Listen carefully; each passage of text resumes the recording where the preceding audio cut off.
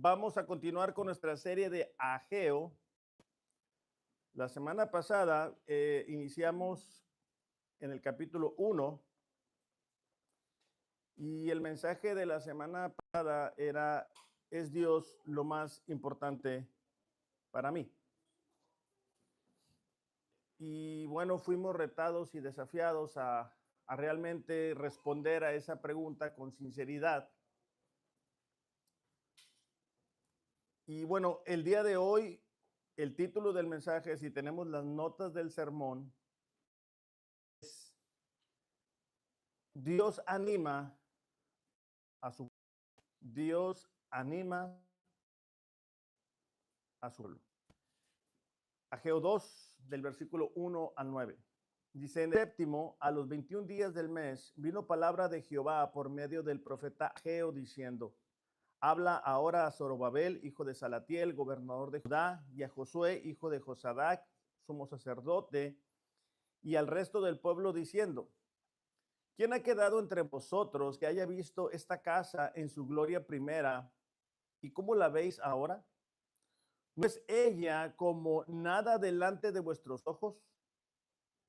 Pues ahora, Zorobabel, esfuérzate, dice Jehová. Esfuérzate también, Josué, hijo de Josadac, sumo sacerdote, y cobrad ánimo, pueblo todo de la tierra. Y trabajad, porque yo soy de los ejércitos. Según el pacto que hice con vosotros cuando salisteis de Egipto, así mi espíritu estará en medio de vosotros, no temáis. Porque así dice Jehová de los ejércitos, he aquí, a poco yo haré temblar los cielos y la tierra, el mar y la tierra seca. Haré temblar todas las naciones y vendrá el deseado de todas las naciones y llenaré de gloria esta casa, ha dicho Jehová de los ejércitos. Mía es la plata, mía es el oro, dice Jehová de los ejércitos.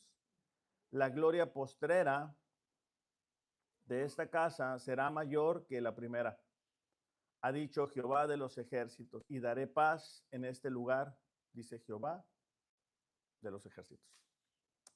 Vamos a orar. Padre, gracias por tu bendita palabra, porque ella es la que usa, Señor, para transformarnos, Dios, pero también a través de ella podemos conocerte. Dios, cada uno de nosotros está enfrentando distintas situaciones. Se encuentra en distintos lugares, pero, Señor, solamente tú conoces lo que necesitamos. Yo te pido, Dios, que esta mañana tu palabra no regrese vacía.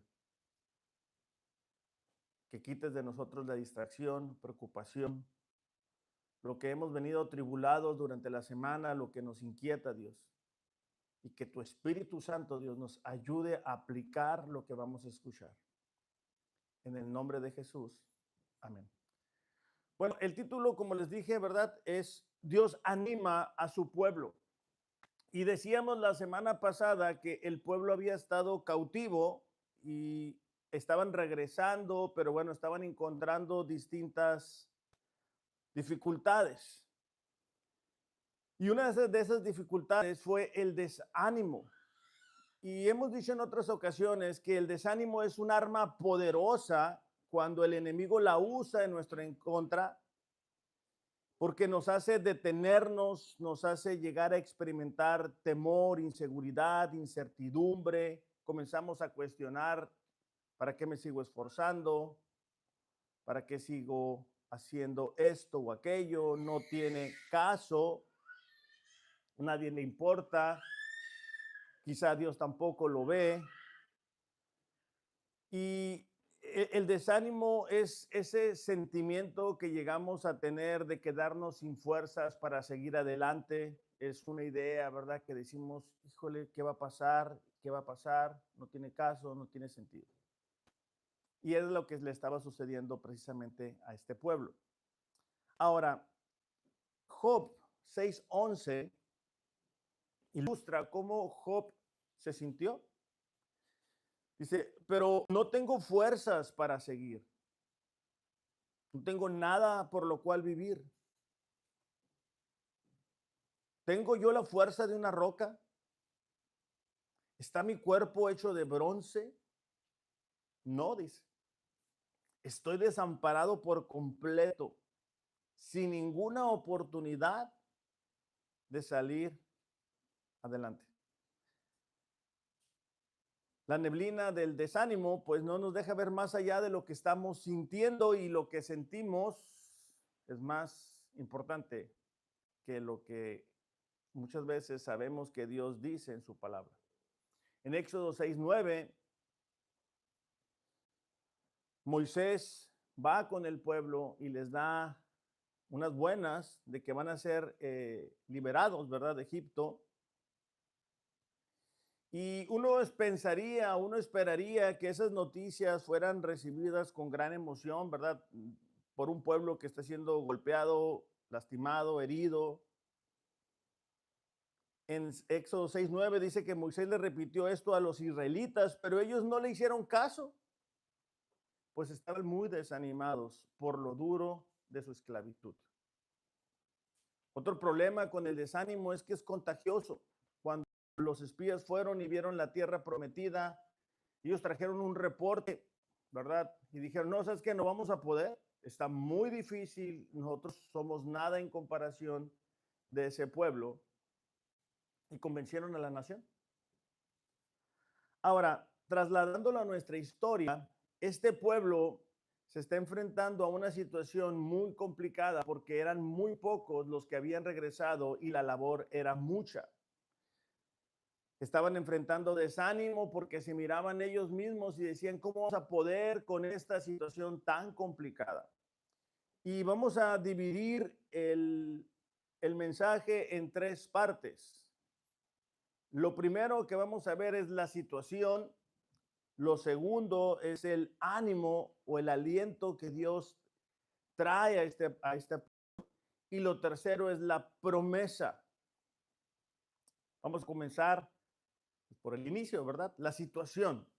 Ageo 2:1 dice, en el mes séptimo, a los 21 días del mes, vino palabra de Jehová por medio de Ageo el profeta.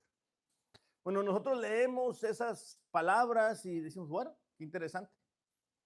Pero en ese periodo, el progreso de la reconstrucción había sido muy lento. Sin lugar a dudas, parte de lo cual lo hacía muy lento es que habían escombros que habían sido acumulados durante 60 años. O sea, no era como llegar y simplemente empezar a construir, sino limpiar y todo eso. Pero no únicamente era eso. Justamente en este mes había numerosos festivales y descansaban los días sábados, ¿ok? Entonces se juntaba que la labor era mucha, había escombros, los sábados no se elaboraba y había muchas festividades en este mes. Por ejemplo, la fiesta de las trompetas, que era el día primero de este mes, el día de la expiación, que era el 10º día, la fiesta de los tabernáculos, que era cuando celebraban, ¿verdad?, que habían sido peregrinos y se ponían a vivir en tiendas. Entonces, los puentes no los inventaron los maestros. Desde entonces ya había puentes, ¿verdad? Entonces, los israelitas llega el momento que llegan con el impulso, empiezan a limpiar el escombro, y se dieron cuenta que había mucho trabajo por hacer y que los días se estaban acortando y no miraban el avance. Fíjate en el versículo 3, como dice. ¿Quién ha quedado entre vosotros que haya visto esta casa en su gloria primera? ¿Y cómo la veis ahora? ¿Cuál era la gloria primera? Bueno, justamente en esta misma fecha, en este mismo tiempo, fue cuando Salomón había terminado de edificar el primer templo. Pero Salomón tenía todos los recursos económicos, tenía todo el apoyo del pueblo. Su padre David había consolidado el reino. Entonces Dios hace una pregunta muy interesante porque dice, a ver, aquí dentro de los que estamos, ¿quién hay que vio el templo de Salomón con su gloria, con su prosperidad, con sus recursos. Dice que en ese tiempo se ofrecieron sacrificios que era impresionante. El templo había sido de oro, bueno, con todos los recursos que ya sabemos. Y luego Dios dice, ¿y cómo lo ven ahora? Y la siguiente pregunta que Dios hace está interesante porque dice, ¿no es ella como nada delante de vuestros ojos? O sea, Dios no estaba diciendo, no, hombre, qué bonito, como cuando nuestros hijos hacen un dibujo, ¿verdad? Y tú les intentas agarrar forma y dices, ah, qué bonito está. No, Dios dice, hey, tienen razón. Lo que ustedes están haciendo, lo que ustedes han hecho, en comparación con el templo de Salomón, es como nada. No es como muchas veces nosotros cuando vamos a recibir visita, a lo mejor ustedes no lo hacen, pero que uno pone la basura abajo de la alfombra con tal de sacar el compromiso adelante y decimos, luego lo vemos, ¿verdad? Todo lo metemos en un solo lugar para tratar de ocultar, para aparentar algo. Y en nuestros tiempos hay personas que viven de aparentar algo. Y el aparentar ser cristianos o el aparentar estar comprometidos o el aparentar que Dios es lo más importante para nosotros, tarde que temprano se cae. Por eso Dios los lleva a decir, es cierto, para poder reconstruir algo necesitamos partir de las bases de la verdad y saber en dónde estamos. Pero también es cierto que Dios no buscaba la grandeza en ese templo.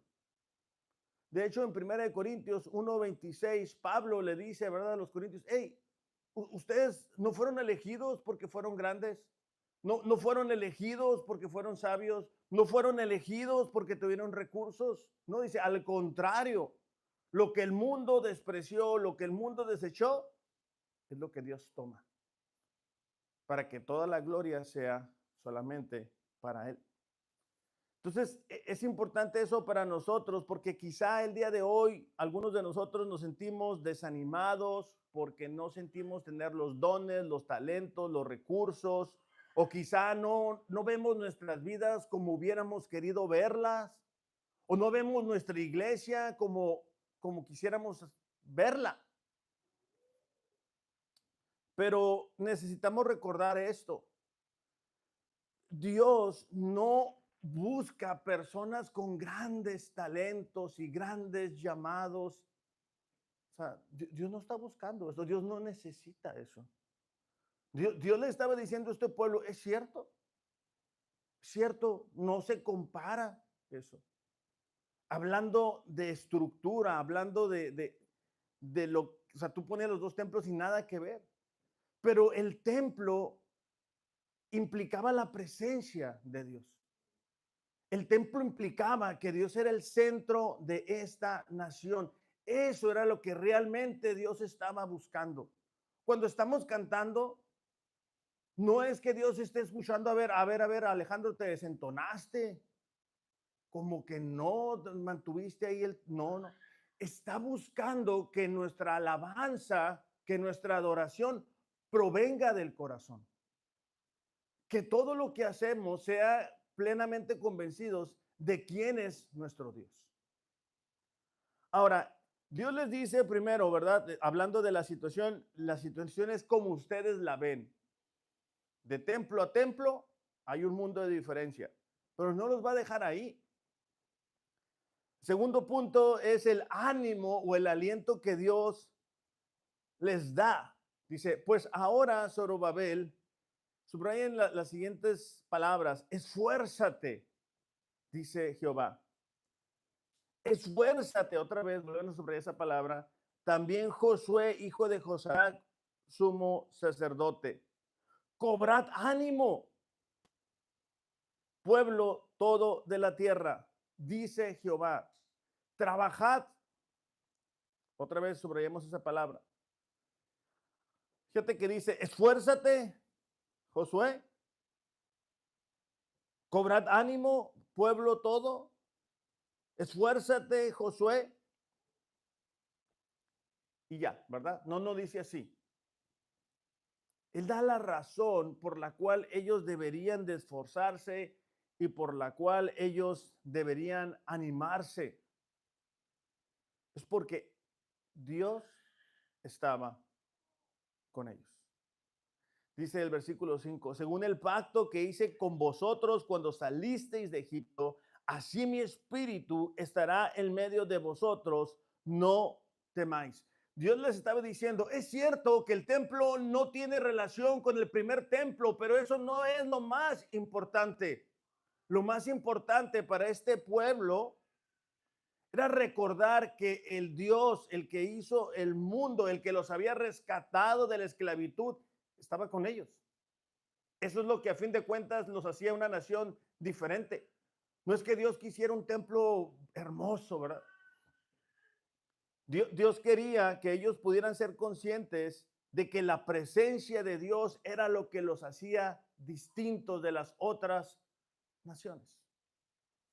De hecho, estas palabras de esfuérzate, cobrad ánimo, tienen una referencia a Deuteronomio 31:23. Dice Deuteronomio 31:23, el Señor encargó a Josué, hijo de Nun, con las siguientes palabras. Sé fuerte y valiente, porque tendrás que llevar al pueblo de Israel a la tierra que juré darles. Y luego remata diciendo, yo estaré contigo. Dios sabía que la misión de llevar un pueblo rebelde, necio, a la tierra prometida era algo que superaba las fuerzas de cualquier hombre, en este caso de Josué. Pero él le promete su presencia para habilitarle a llevar a cabo esta gran misión. De hecho, más adelante en Josué 1:6 le dice, sé fuerte y valiente porque tú serás quien guíe a este pueblo para que tome posesión de toda la tierra que juré a sus antepasados que se las daría. Versículo 7, sé fuerte y muy valiente. Ten cuidado de obedecer todas las instrucciones que Moisés te dio. No te desvíes de ellas ni a la derecha ni a la izquierda. Entonces te irá bien en todo lo que hagas. ¿Por qué? Porque cuando nos comenzamos a desanimar, comenzamos a decir, ay, no tiene caso. ¿Para qué me esfuerzo? ¿Para qué voy a la iglesia? ¿Para qué oro? ¿Para qué comparto de la fe si a la gente no le interesa? ¿Para qué sigo dando? ¿Para qué me sigo esforzando? Y entonces comenzamos a hacer nuestros atajos que creemos que nos van a llevar a donde mismo, pero que es opuesto a lo que Dios ha dicho. Dice el versículo 8, estudia constantemente este libro de instrucción. Medita en él de día y de noche para asegurarte de obedecer lo que en él está escrito. Solo entonces prosperarás y te irá bien en todo lo que hagas. Versículo 9, mi mandato es, otra vez, sé fuerte y valiente. No tengas miedo ni te desanimes, porque el Señor tu Dios, otra vez, está contigo a donde quiera que vayas. Entonces, para nosotros la pregunta en esta mañana sería, ¿qué tan conscientes estamos de que Dios está en nosotros? Como hijos de Dios, el Espíritu Santo está en nosotros. Hace rato Nefi oraba, ¿verdad? En Timoteo 1:7, donde Pablo le dice a Timoteo, hey, Dios no nos ha dado un espíritu de cobardía, sino de poder, de amor, de dominio propio. Pero de repente cuando enfrentamos distintas situaciones que vemos que nos superan, comenzamos a experimentar un sentimiento de soledad, de decir estoy solo, estoy sola, ¿qué va a pasar si obedezco a Dios y no es por ahí, verdad? ¿Quién va a cuidar de mí? Entonces, el ser conscientes de la presencia de Dios en nuestras vidas debe de darnos ánimo, porque Jesús lo dijo, ¿verdad? Nunca estarán solos. De hecho, en su segunda carta, Pablo a Timoteo, él recordando pues todo lo que él experimentó y sufrió, dice en, en la segunda carta, capítulo 4, versículo 16, dice, la primera vez que fui llevado ante el juez, nadie me acompañó. Imagínate un hombre que levantó iglesias, que levantó discípulos, y de repente va ante un juez y está solo. Dice la siguiente parte, todos me abandonaron. Que no se lo tomen en cuenta. Versículo 17. Pero el Señor, dice, estuvo a mi lado y me dio fuerzas. Y no, fíjate cómo termina diciendo ahí, a fin, dice, de que yo pudiera predicar la buena noticia en toda su plenitud, para que los gentiles la oyeran. Y él me libró de una muerte segura. Entonces, cuando estemos enfrentando distintas situaciones difíciles o complicadas, necesitamos recordar, hey, Dios está en nosotros. Si somos hijos de Dios, su promesa es que va a estar en nosotros. De hecho, en 1 de Crónicas 28:10, aquí está David hablando con Salomón en 1 de Crónicas 28:10. Dice, de modo que toma esto en serio. El Señor te ha elegido para construir un templo como su santuario. Sé fuerte y haz el trabajo. Versículo 20. David siguió diciendo, sé fuerte y valiente, haz el trabajo, no tengas miedo ni te desanimes, porque el Señor Dios, mi Dios, está contigo.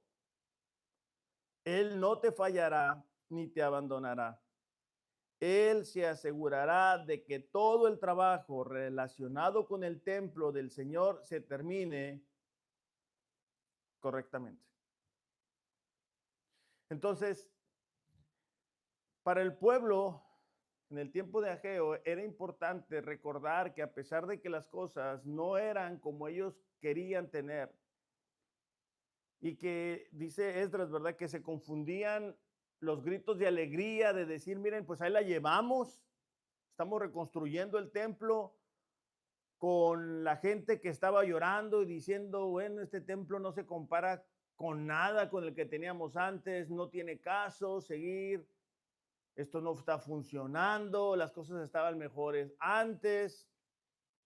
Dios viene y les trae esa promesa y les trae esa palabra de decir, hey, yo estoy con ustedes. Y es la misma palabra para nosotros, iglesia. Independientemente de lo que tú y yo estemos enfrentando, tienes que recordar que no estamos solos, que Dios está con nosotros, que debemos de ser más conscientes de la presencia de Dios en nuestras vidas. Como hijos de Dios, tenemos al Espíritu Santo habitando en nosotros. Y entre más nos llenamos de la palabra de Dios, más conscientes somos de eso.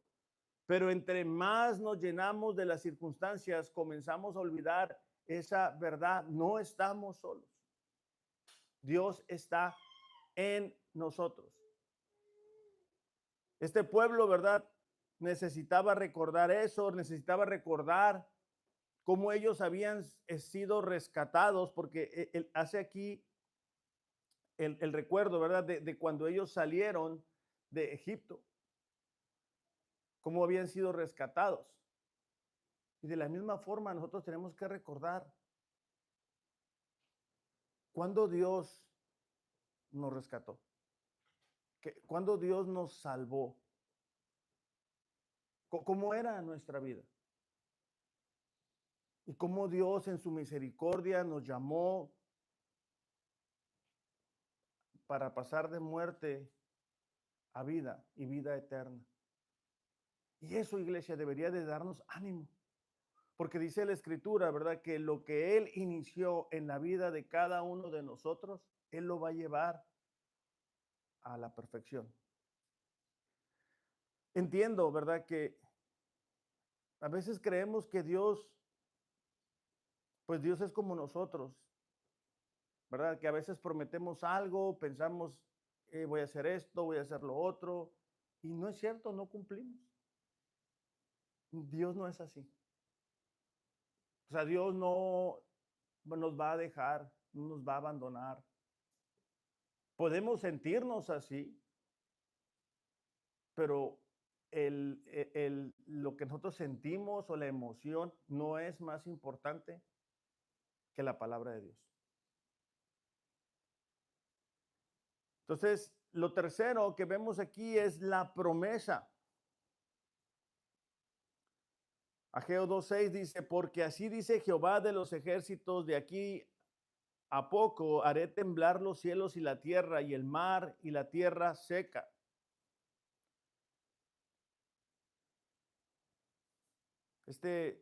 De aquí a poco, pues bueno, sabemos que el Dios no cuenta los días como nosotros, ¿verdad? Dice, haré temblar a todas las naciones y vendrá el deseado de todas las naciones. Llenaré de gloria esta casa, ha dicho Jehová de los ejércitos. Mía es la plata, el oro, dice Jehová. La gloria postrera de esta casa será mayor que la primera. Ahora, este templo que Israel estaba construyendo, de alguna forma, por así decirlo, era como el eslabón, un eslabón de la historia de redención, que tiene su primer cumplimiento, esta promesa, en la primer venida o en la encarnación de Jesucristo. El templo de Dios es Jesucristo. Dice el versículo 9, ¿verdad? Daré paz en este lugar. Y la paz entre el ser humano y Dios solamente la encontramos en Cristo Jesús. Juan 1:1 dice, en el principio ya existía el verbo y el verbo estaba con Dios y el verbo era Dios. Ahí mismo, pero en el versículo 14 dice, el verbo se hizo carne y habitó entre nosotros y vimos su gloria, gloria como del unigénito del Padre, lleno de gracia y de verdad. Ahí mismo en Juan, pero en el capítulo 2, versículo 19, Jesús le respondió, destruyan este templo y en 3 días lo levantaré. El versículo 20 dice que los judíos dijeron, en 46 años fue edificado este templo y tú lo levantarás en 3 días. Pero él hablaba del templo, de su cuerpo. De hecho, en Mateo, no lo busquen, yo se los leo, 12:6 dice, pues les digo que algo mayor que el templo está aquí. Entonces, la promesa tiene su primer cumplimiento en la encarnación de Jesús. Porque en Jesús es que el ser humano, únicamente en Jesús es que encuentra la paz. Es el único lugar de encuentro entre el ser humano y Dios. Y Él vino a levantar, a formar a su iglesia, de la cual tú y yo somos parte. Entonces, aunque ellos, hablando del tiempo de Ageo, decían, bueno, ¿qué son estos pedazos, estas piedras aquí mal puestas, verdad? Eso era parte de recordarle al pueblo de la presencia de Dios y era parte del eslabón de lo que Dios iba a hacer, ir haciendo. Y cómo un día Jesús iba a venir a tomar fuerza a forma del ser humano, a vivir una vida perfecta y a morir por nuestros pecados. Y todavía él promete en Mateo 16:18, edificaré mi iglesia y las puertas del Hades no prevalecerán contra ella. Entonces, eso debe de darnos confianza de que no importa que se levante en contra de la iglesia, porque aquí dice que no va a prevalecer. De hecho, en Efesios, capítulo 2, versículo 19,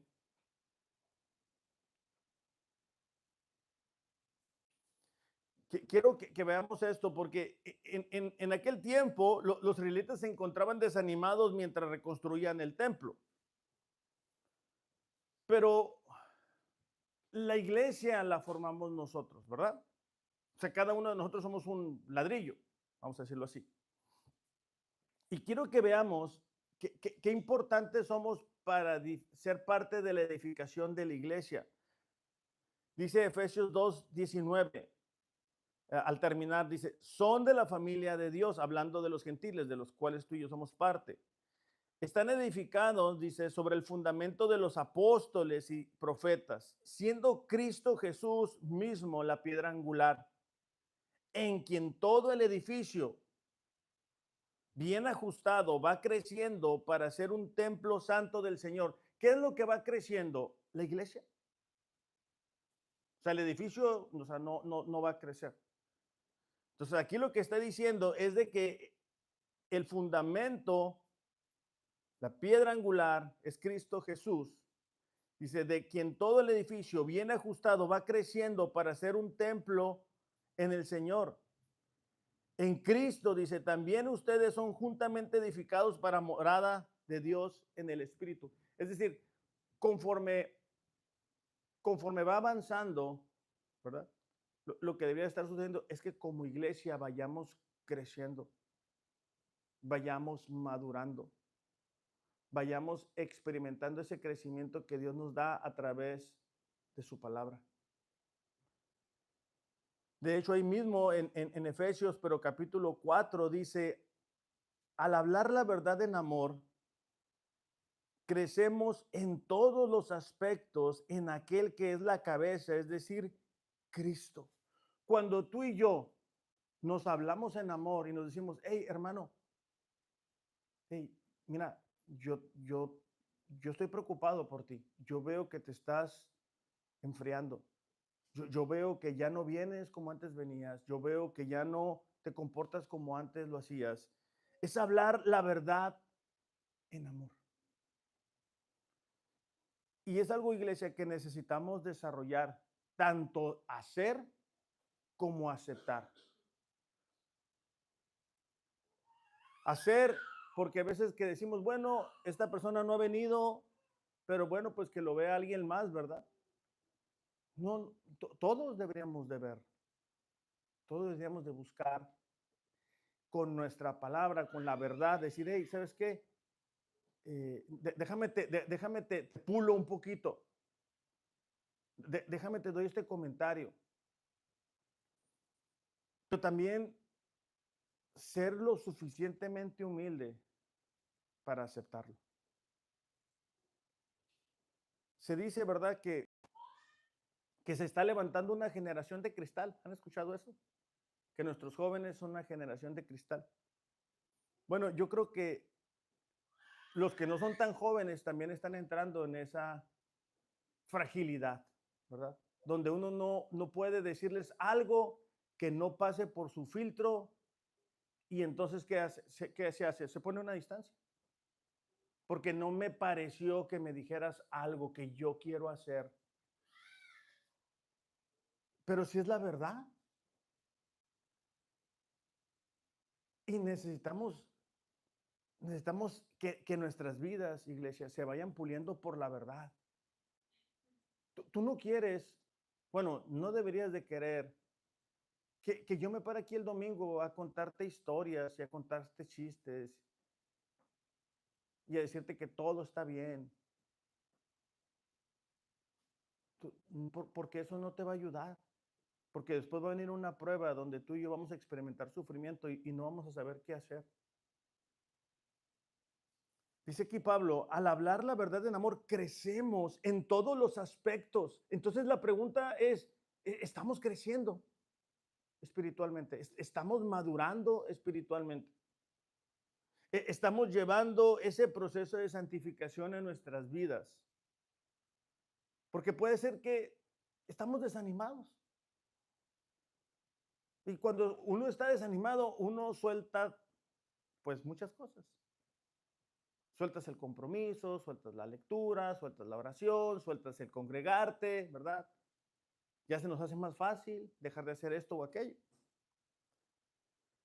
Dice, de quien todo el cuerpo, estando bien ajustado y unido por la cohesión de sus coyunturas, proveen conforme al funcionamiento adecuado de cada miembro, produce el crecimiento del cuerpo para su propia edificación en amor. Creo que Carlos lo mencionaba al inicio. Nosotros no hemos sido llamados a vivir en solitario.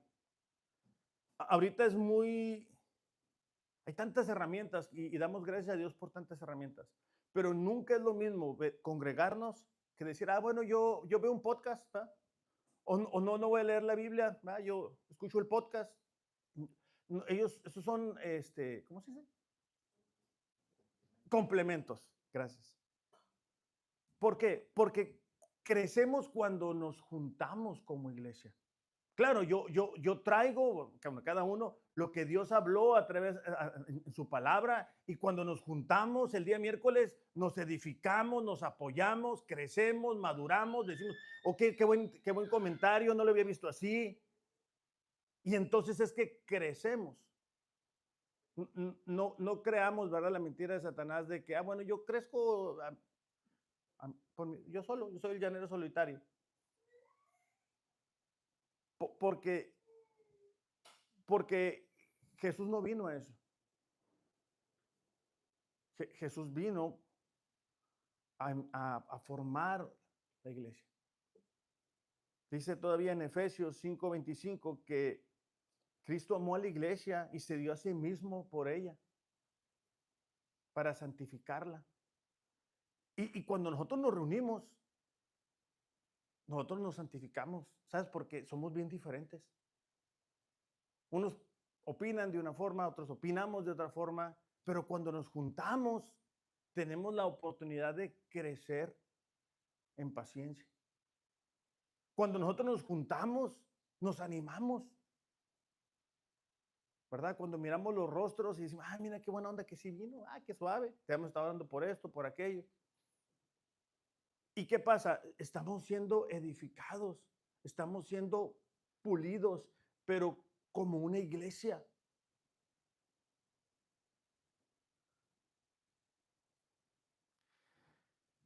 Este es el primer cumplimiento de esta profecía, pero está la segunda parte de este cumplimiento. Hebreos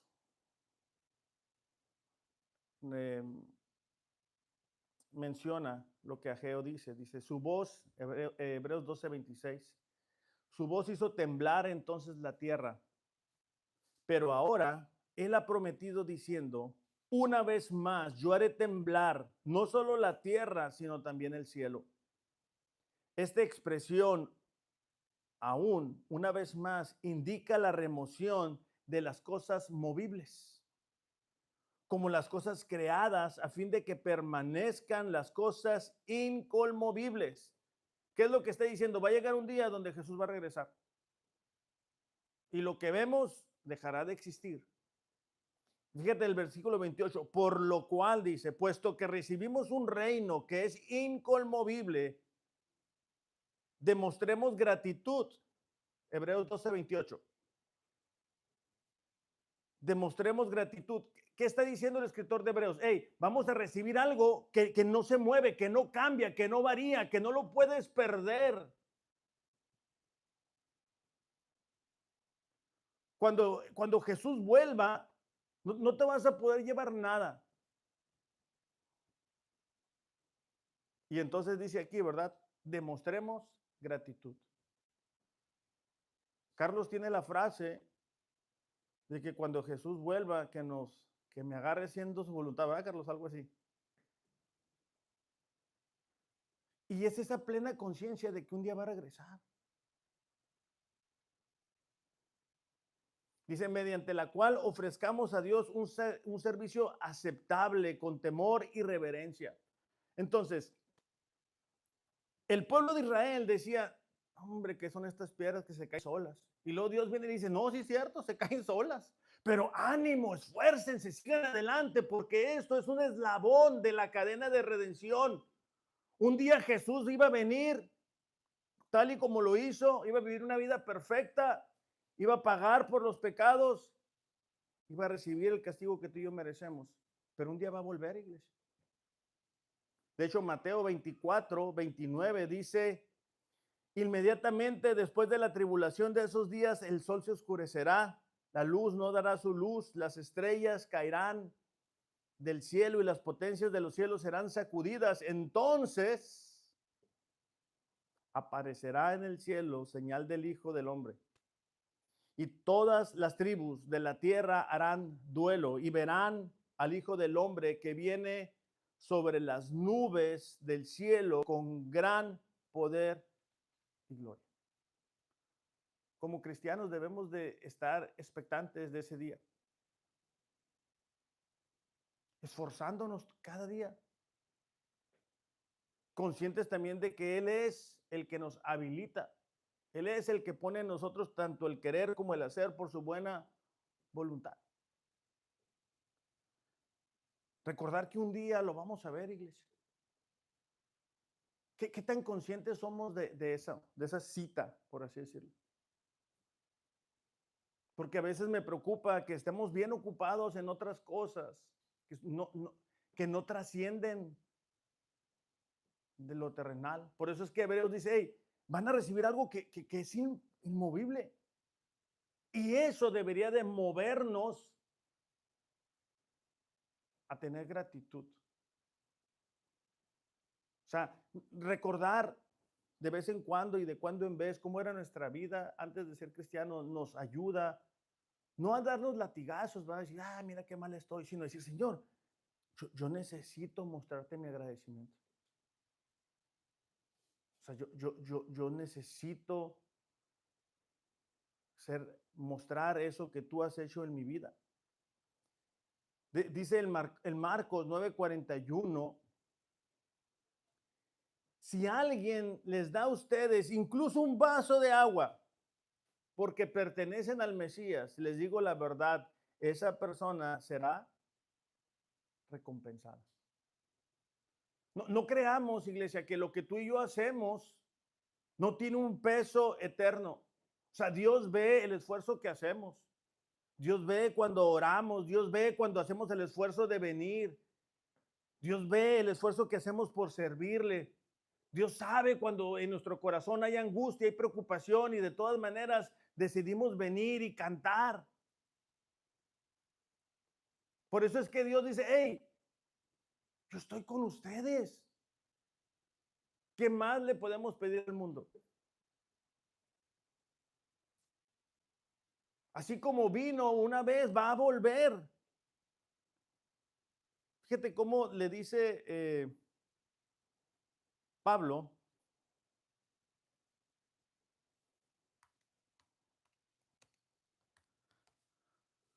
Caray.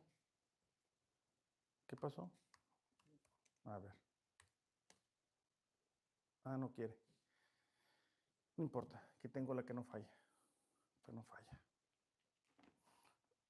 En 2 de Timoteo,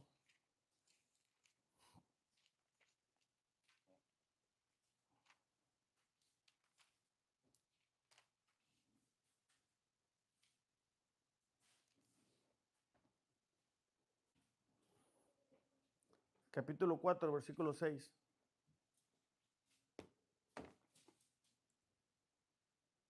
Se dice que esta es la carta más personal y Pablo sabía, ¿verdad?, que ya se estaba despidiendo. Dice el versículo 6, porque yo, dice, ya estoy para ser derramado como una ofrenda de libación y el tiempo de mi partida ha llegado. Pablo era consciente de que su tiempo en la tierra se estaba terminando. He peleado, dice, la buena batalla, he terminado la carrera, he guardado la fe. En el futuro me está reservada la corona de justicia que el Señor, el juez justo, me entregará en aquel día, y no solo a mí, sino a todos los que aman su venida. Entonces la pregunta para nosotros debería de ser, ¿estamos amando la venida del Señor? ¿Lo estamos esperando? ¿Tenemos la expectativa o estamos demasiado ocupados en nuestras cosas que decimos, ay, hoy no tengo tiempo? Y no busco que salgamos lastimados o desanimados, busco animarlos, iglesia. Busco que con este mensaje cada uno de nosotros puede decir, necesito volver a mi primer amor. Necesito recordar que Dios está conmigo, que Dios me va a fortalecer, que Dios me va a acompañar, cualquiera que sea la decisión que yo tenga que tomar, y siempre y cuando honremos a Dios, Él nos va a respaldar. Él dice ahí, hey, esfuércense, no teman.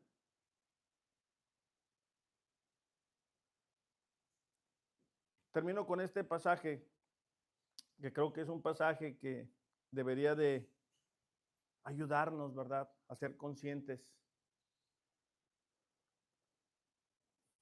Mateo 25, 23 habla de cuando estemos delante del Señor y dice, su Señor le dijo, bien, siervo bueno y fiel. En lo poco fuiste fiel, sobre mucho te pondré. Entra en el gozo de tu Señor. Padre, te damos gracias por tu palabra. Porque tu palabra, Señor, tiene el poder de romper con ataduras, con pecado, con aquello, Señor, que muchas veces no nos permite tener la perspectiva correcta. Padre, esta mañana yo pido por cada uno de los que estamos aquí, de los que nos están viendo a través de las redes, que puedan recibir esta palabra. Que si se sienten desanimados puedan experimentar de tu presencia, que trae libertad, que echa fuera todo temor, Señor. Sabemos que algunos de nosotros estamos experimentando situaciones que no quisiéramos tener que enfrentar. Que algunos de nosotros nos sentimos muy pequeños para las pruebas que estamos viviendo. Pero te pedimos, ayúdanos a descansar en la promesa de que tú estás en nosotros. Señor, si hay alguien que está viendo este mensaje y no te conoce, yo te pido que tú tengas misericordia de esta persona. Que tú traigas salvación, Señor, a su vida. Que traigas esa conciencia, Señor, de la necesidad que tenemos de ti. Que se pueda dar cuenta que el trabajo, la estabilidad económica, no es suficiente, Señor. Que tú nos amaste tanto que enviaste a tu Hijo a morir por nuestros pecados para que todo aquel que en Él crea no se pierda, mas tenga vida eterna. Señor, abre sus ojos espirituales a la plena necesidad que tienen de ti, Señor, de recibir el perdón de sus pecados. Y Dios, te pido por aquellos que somos tus hijos y que quizá el día de hoy hemos venido desanimados por diferentes situaciones, Señor.